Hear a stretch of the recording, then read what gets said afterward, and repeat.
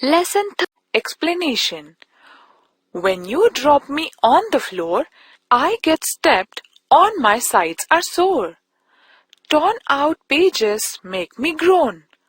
I feel dizzy if I am thrown.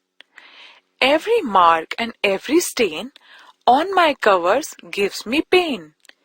Please don't bend me. If you do, I don't want to talk to you. But we will both be friends together if you protect me from the weather and keep me clean so that I look a tidy, neat and happy book. In this poem, the book talks about its feelings. It tells its agonies that if someone drops it on the floor, it gets stepped on and its sides feel sore. When someone tears the pages, it makes a noise of pain, feels giddy when it is thrown away. Any mark of stain on its cover gives it pain.